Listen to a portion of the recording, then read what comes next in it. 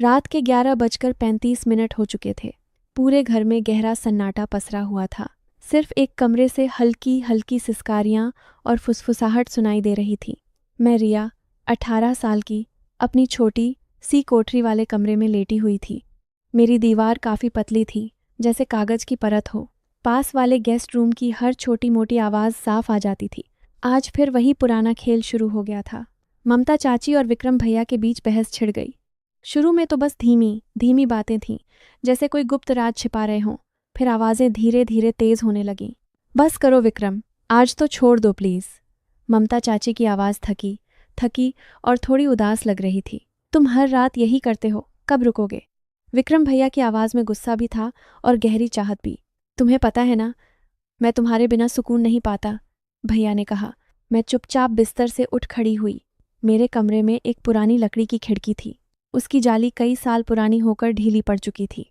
हवा के साथ पड़ोस के कमरे की हर बात साफ सुनाई देती थी। मैंने धीरे से कान जाली से सटा दिए। अंदर का नज़ारा देखते ही मेरी सांसें रुक सी गईं। विक्रम भैया ममता चाची को बिस्तर पर धीरे से लिटा रहे थे।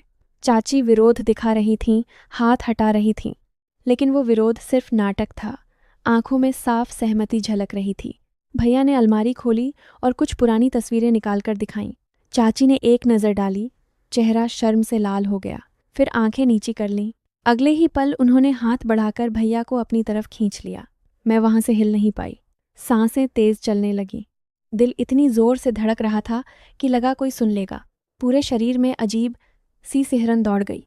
बिना सोचे मेरा हाथ खुद नीचे की तरफ चला गया। पहली बार ऐसा महसूस हो रहा था, लेकिन रोक नहीं पाई। आंखें बंद करके मैं खुद को उस मंजर में पूरी तरह खोने लगी।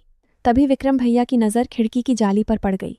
जाली के पीछे मेरी तेज सांसें और हल्की हरकत दिख रही होगी।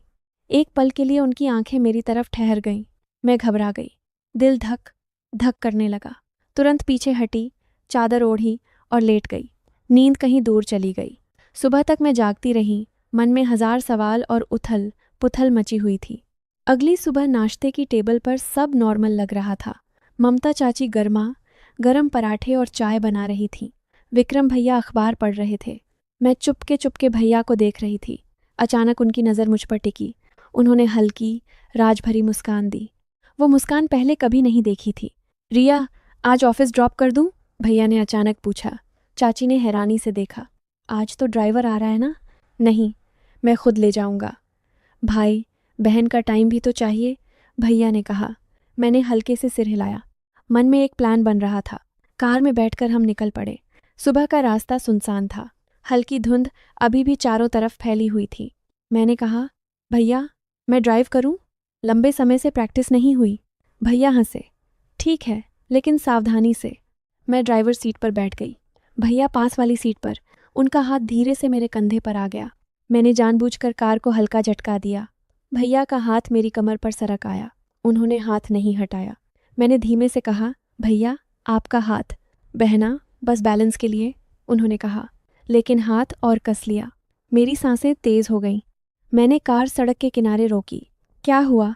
भैया ने पूछा। थकान लग रही है, मैंने कहा। हम दोनों बाहर निकले। चारों तरफ सिर्फ पेड़, खेत और शांति। भैया मेरी तरफ मुड़े। उनकी आंखों में कल रात वाली चमक थी। रिया, कल रात तुम। मैंने नज़रें झुका लीं। सॉरी भैया। भैया ने मेरी ठुड्डी ऊपर की। तुम सब समझती हो ना? मैंने उनकी आंखों में देखा। भैया, चाची आपको पूरी तरह खुश नहीं कर पाती। मैं रोज सुनती, देखती हूँ। एक पल खामोशी हुई। फिर भैया ने मुझे अपनी बाहों में कसकर जकड़ लिया। पहली बार किसी ने मुझे इतने करीब से चाहा। हमारी सांसें मिल गईं। भैया के होठ मेरे होठों से लगे। मैंने विरोध नहीं किया, बस आंखें बंद कर लीं। हम पास के बड़े पेड़ की छांव में बैठ गए। भैया ने धीरे धीरे मेरे कपड़े सरकाए। मैं थर थर कांप रही थी, लेकिन रुक नहीं पाई। भैया ने मुझे वो सब सिखाया जो मैंने कभी कल्पना भी नहीं की थी। शुरू में तेज दर्द हुआ, लेकिन उस दर्द में मीठा आनंद भी था। मैंने उनका नाम लिया। वो और जोश में आ गए। लगभग 2 घंटे बाद हम थक कर लेट गए। भैया ने मेरे माथे पर प्यार भरा चुंबन दिया। ये हमारा राज रहेगा, बहना। मैंने कहा, हाँ भैया, सिर्फ हम दोनों का। ऑफिस पहुंचकर मैंने बाहर से सब नॉर्मल रखा, लेकिन अंदर एक नई आग जल रही थी। शाम को लौटते हुए भैया ने कहा, आज रात चाची मामा के घर गई हैं। दादा जल्दी सो जाएंगे। तेरे कमरे में आऊं? मैंने मुस्कुराकर कहा, इंतज़ार करूंगी। रात हुई, घर में अंधेरा छा गया। दादी, दादा सो चुके थे। मैंने दरवाज़ा थोड़ा सा खुला छोड़ दिया। भैया चुपके से आए। इस बार कोई झिझक नहीं थी।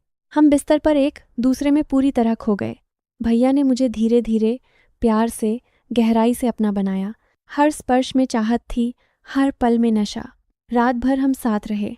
सुबह से पहले भैया चुपके से चले गए। अब हर रात एक नया राज बन चुका था। हम दोनों का गहरा, छिपा हुआ बंधन, दुनिया से दूर, सिर्फ हमारा। दोस्तों, कहानी यहीं ख़त्म।